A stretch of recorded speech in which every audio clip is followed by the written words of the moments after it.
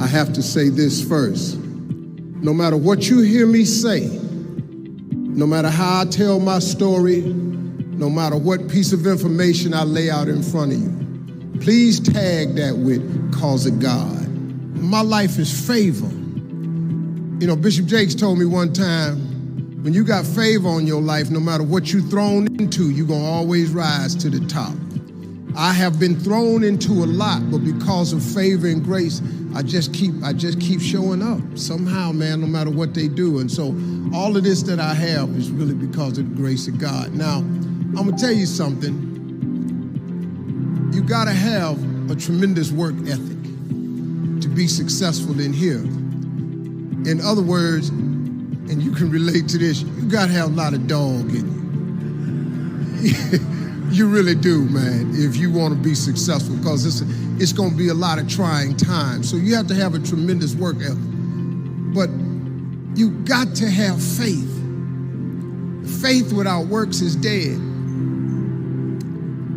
Albert Einstein said once, he said, imagination is everything. It's the preview to life's coming attractions.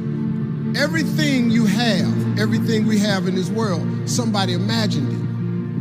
It's your imagination is tremendous. Somebody was sitting on the phone one day talking with a cord to the wall and said, man, I wish I could just go outside with this phone. Everybody in here got a cell phone. Somebody imagined that. Somebody got tired of riding in a wagon cross country from slavery to freedom. Somebody said, I wish we had something that made these wheels move by themselves. We drive cars. People got tired of driving from New York to LA. Somebody said, I wish we could fly. We got airplanes. Imagination is everything. It's the preview to life's coming attractions. Your real life, the one God really got for you, is in your imagination. It is not in your current situation or your current paycheck.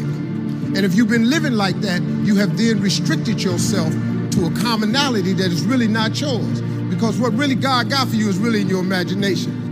Faith is the substance of things hoped for and the evidence of things not seen. So when I told you a minute ago, you got to have a tremendous work ethic, but you got to have a lot of faith. I talk to so many people who get older, like some of us are, and they've lost their faith.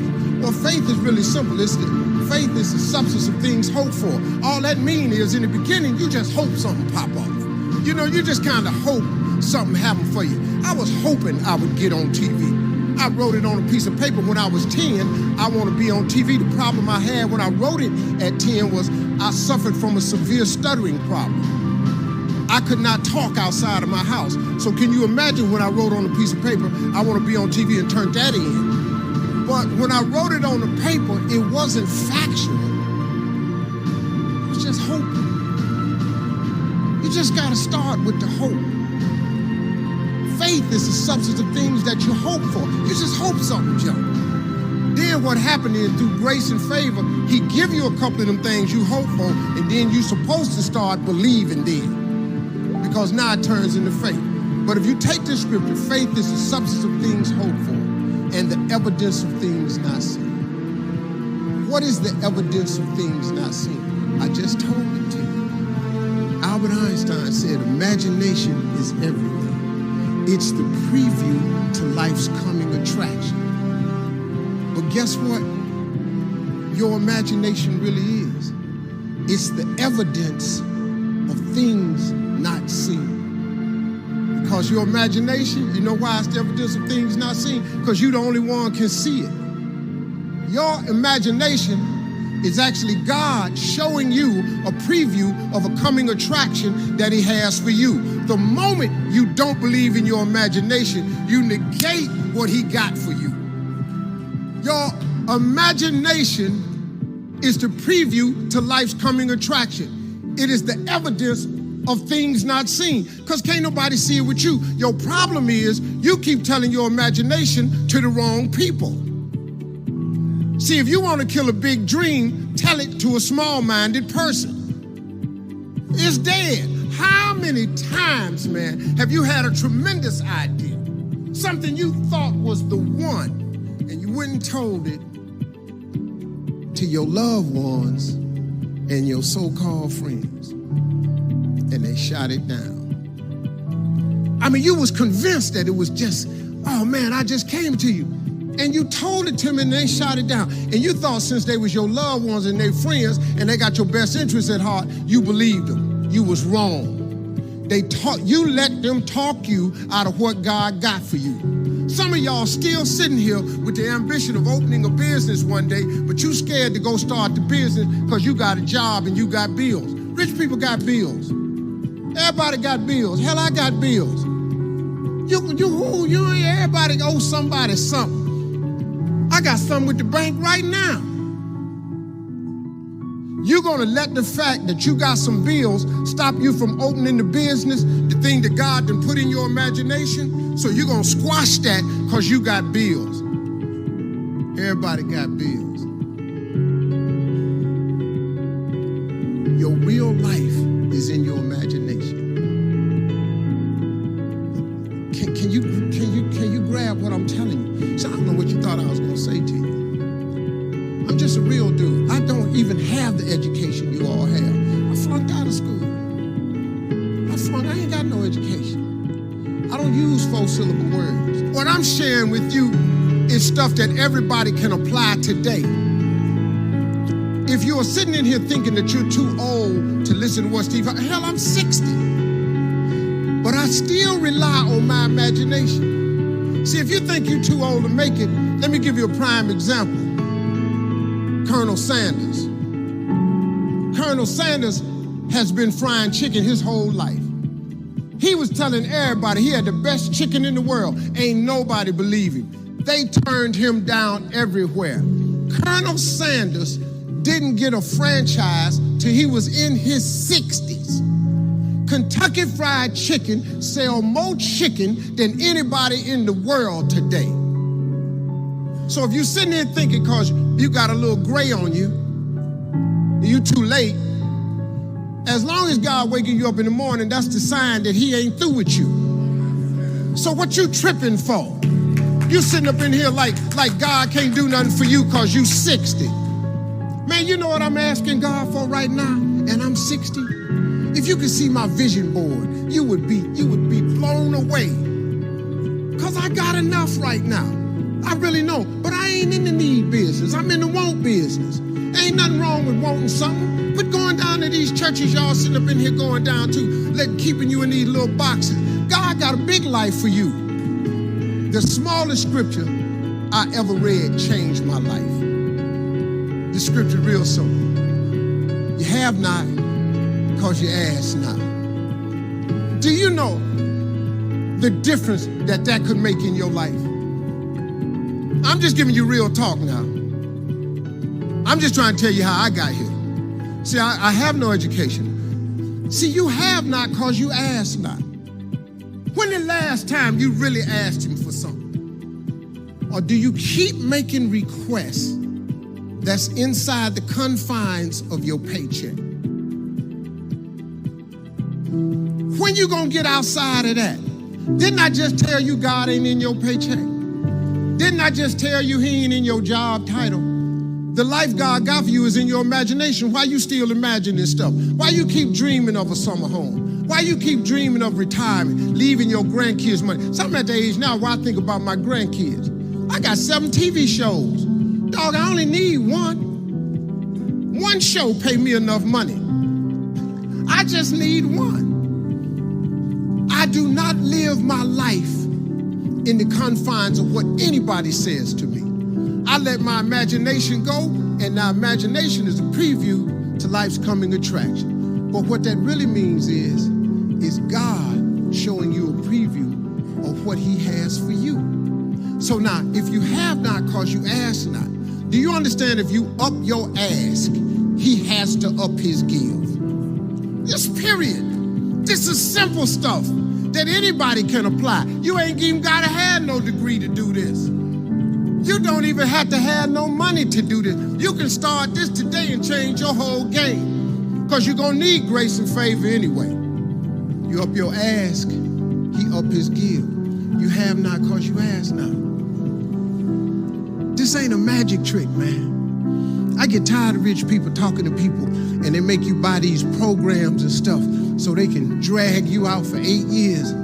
You can get the program. I have asked God for some tremendous stuff. Everything he hasn't given to me is on the way. I have no doubt about it. Why would he not? When I was homeless, I lived in a car for 3 years. I made some decisions in my life, man, and threw myself off a cliff. My decision in October 8th, 1985, I walked into a comedy club for the first time on a dare from a girl. I walked into a comedy club for the first time. Had never heard of a comedy club. All my life, I wanted to be on TV.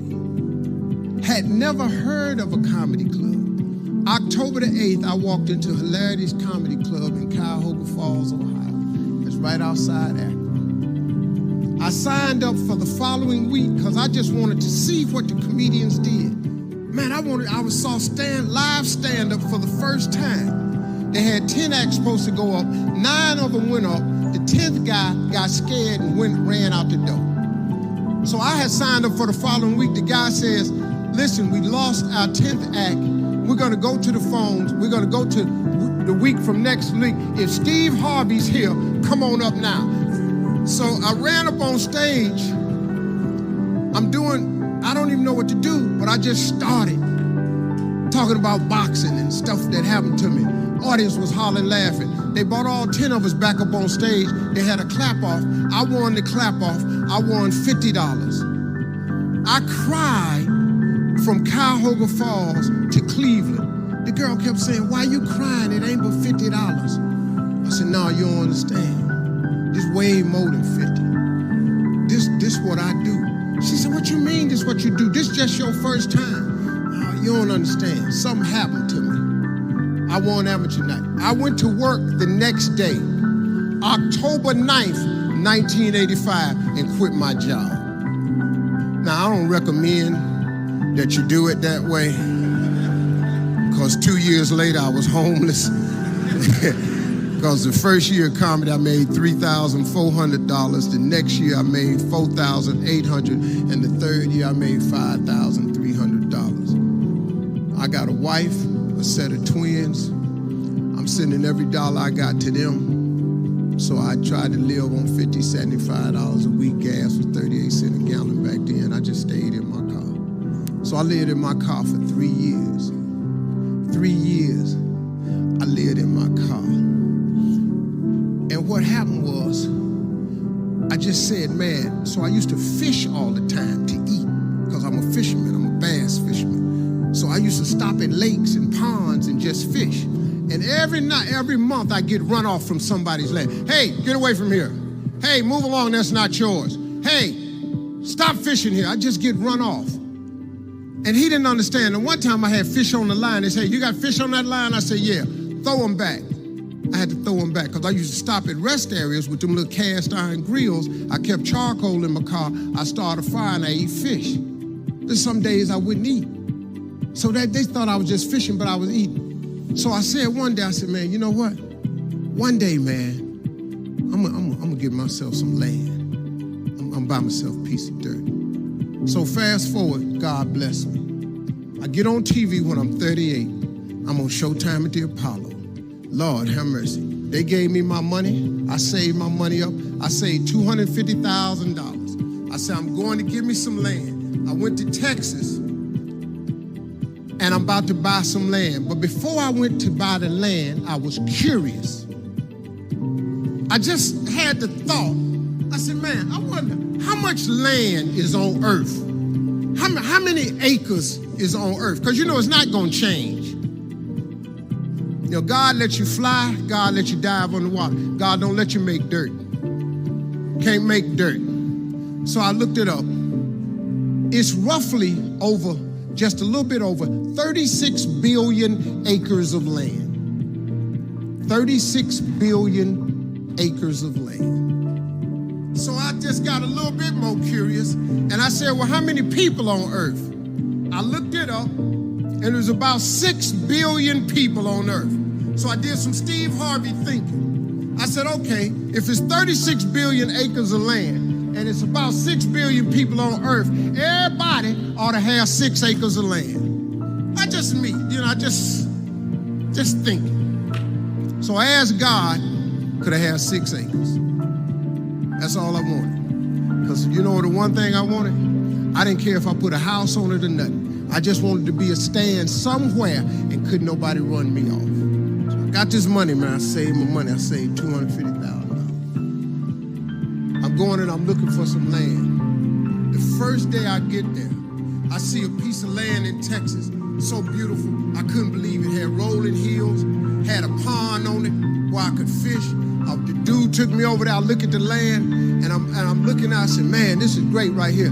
I said, sir, how much is this right here? He said, well, it's about $600,000. I said, man, I ain't got that kind of money. He said, well, how much do you have? I said, I got $250,000. I said, well, let me think about it, man. He said, let me think about it. And I was standing there, and then I stopped and said, sir, can I ask you a question, man? How many acres of land is that? He said, this is 6 acres.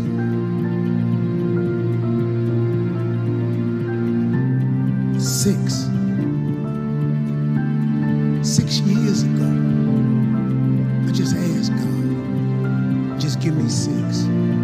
See, I didn't want a whole lot of acres. I just wanted my cut.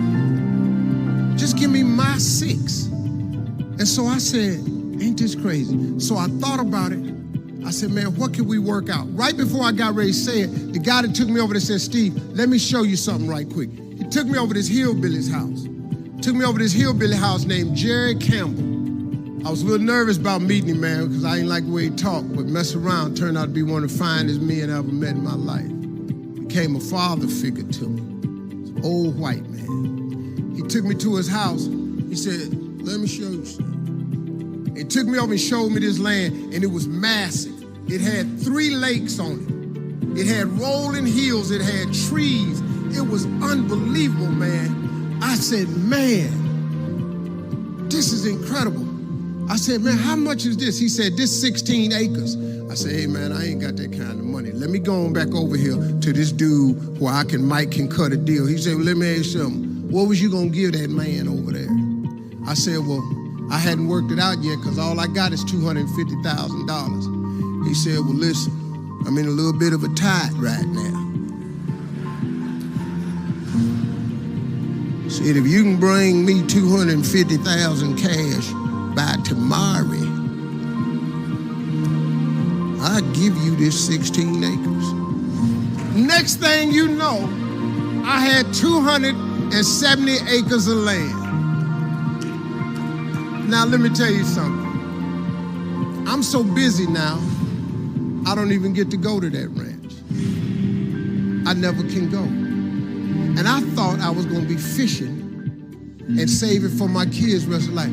God had another plan for me. That's the ranch that I have my mentoring camp on. I bring 1,000 black boys out there with 1,000 single mothers. And that was the purpose of that ranch. I never go there to fish at all. But see, that's what I wanted. I thought that's what it was for. But God got another plan. His way is way bigger than yours. You can't even see his way. But you got to start the hustle. You got to give God something to work with. Look, if you start hustling and grinding, he'll fill it up for you. But if you ain't got no hustle and no grind, he can't fill it up. So guess what? I don't ever go there to use that land for fishing or not. But I'm changing boys' lives over there. My story is really a story about faith. It really is, man. I come out the dirt. I have no college degree. All of my children do. I got 7 kids. I sent their last one of them college. I got 3 boys. 2 boys come out of Morehouse. I got a daughter that come out of Spelman in Berkeley.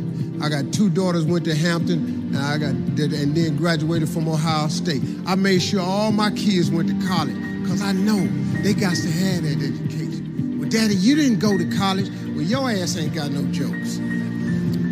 It's been important for me to empower my children, but not only my children, but thousands of young people across the country. And education is the key for a lot of people. But when I speak at colleges and stuff, I tell people the number one thing in your world is not your education. It's your dream. So what you dreaming about, y'all? What you still dreaming about? What is God still showing you in your imagination? What are you so afraid of? Why would you not take that leap and go for it before you mess around and die? Why would you not go and see what God really got for you before you leave this world? Why would you hang on to a job? Here's what happens with the job. If you live in paycheck to paycheck right now, when you retire, they're going to give you 1/3 of what you can't live on now. They're going to give you a gold watch and a turkey, and they're going to set you on out to pasture. If I was you, before I leave this world, I'd go see what God really got for me. Just take a chance. Now, here's why you should take the chance. Name me one time God has not pulled you through. Just name it. Name the one thing God has never pulled you through. If he ain't pulled you through it, he's currently pulling you through it right now. And the reason I know I'm telling the truth is because you're sitting in here. If God was through with you, he wouldn't wake you up no more. When he wakes you up, is because he ain't through with you yet. He got something else for you. So why don't you go see what that is? Why we got to live our lives like we owe them something? Man, you owe yourself something. Go be free. Go see what God got for you. Oh, Steve, that's easy for you to say. You rich. Hell, did you hear me? I lived in a car for 3 years. On October 8th, I won $50. October 9th, I quit. How big a jump you want to take? You ain't even got to do that. A lot of y'all got savings. You may not have 3 years up, but you only need a little bit.